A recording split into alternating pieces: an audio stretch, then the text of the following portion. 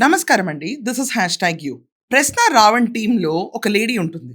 అతన్ని ఇంటర్వ్యూ చేస్తుంది. భావజాలాలు అడిగి కనుక్కుంటా ఉంటుంది.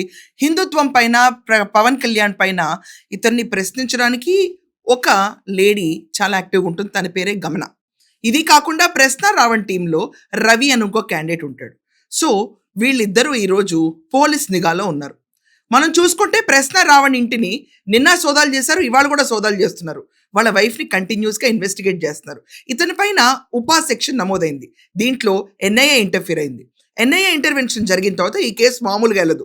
స్టేట్ గవర్నమెంట్ డీల్ చేసే రకం వేరుగుంటుంది. అలాగే ఎన్ఐఏ ఇన్వెస్టిగేషన్ వేరుగా ఉంటుంది.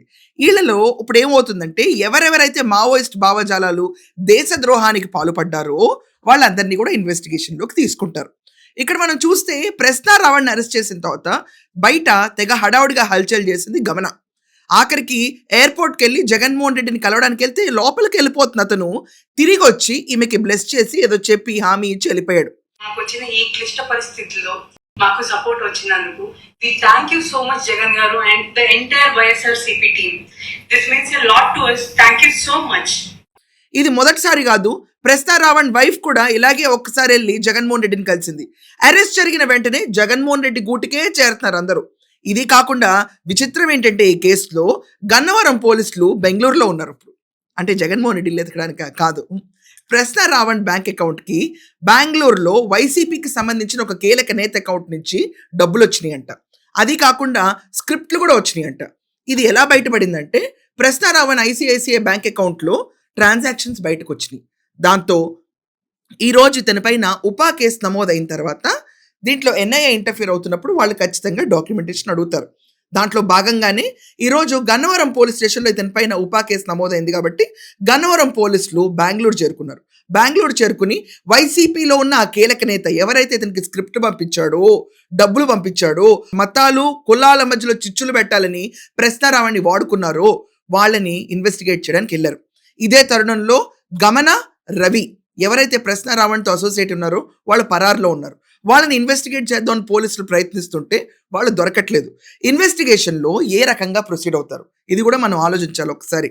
ఇతని పైన పాక్సో కేసు నమోదవుతుంది 'ప్రశ్న రావణ్' పైన. ఎందుకంటే 16, 17 ఏళ్ల బాలికలతో ఇతను ఇష్టం వచ్చినట్టు చెలరేగిపోయిన దరిద్రపు వీడియోలు బయటకు వచ్చినాయి. ఇంతకంటే నేను ఎక్కువ మాట్లాడకూడదు ఈ కేసు గురించి.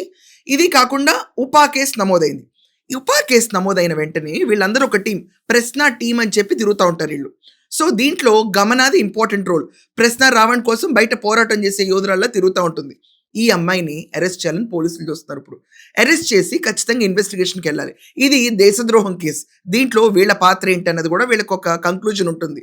ఎందుకంటే 'ప్రశ్న రావణ్' ఫోన్‌లో స్క్రిప్ట్‌లు ఒకళ్ళకొకళ్ళు ఎక్స్‌చేంజ్ చేసుకోవడం, ప్రకాష్ రాజ్ వాయిస్ నోట్స్ ఇవి బయటకు వచ్చినాయి. ఇలాగే గమన, రవి, ఈ రవి అయితే ఆంటీల స్కెచ్ చేయడంలో ఇతని పాత్ర ఉందని క్లియర్‌గా పోలీసులు బయట చెప్తున్నారు.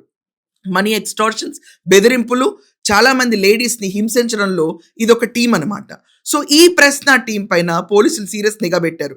ఇది కాకుండా బెంగళూరుకెళ్ళి ఆ కీలక నేతని అరెస్ట్ చేసి తీసుకొస్తే గనక కథ ఇంకొక చాప్టర్ లెవెల్‌లో మళ్ళీకి వస్తుంది. ప్రతి ఒక్కళ్ళు జగన్మోహన్ రెడ్డిని కలుస్తారండి. నాకు అర్థం కాదు. చంద్రబాబు నాయుడు గారిని ఎవరు కలవరు ఈ కేసులో. పవన్ కళ్యాణ్ గారిని ఎవరు కలవరు. కేవలం గూటి పక్షులన్నీ వైసీపీకి చేరుతా ఉంటాయి. ఈరోజు గన్నవరం పోలీసులు బెంగళూరు వెళ్ళటం, అలాగే ఈ గమన పరారులో ఉండటం, జగన్మోహన్ రెడ్డిని కలిసిన తర్వాత ఎక్కడ ఆచూకీ దొరకట్ల. పోలీసులు వీళ్ళ కోసం గాలింపులు మొదలుపెట్టారు.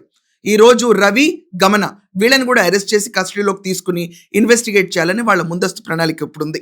సో దీనిపైన మీ ఒపీనియన్ ఏంటి? ఈ పారిపోవటాలు ఏంటి? ఏ భయం, ఏ తప్పు చేయనాళ్ళు ఎందుకు పారిపోతారు? దీనిపైన మీ ఒపీనియన్స్ ఖచ్చితంగా కమెంట్స్‌లో రాయండి. That's all for now. Thank you.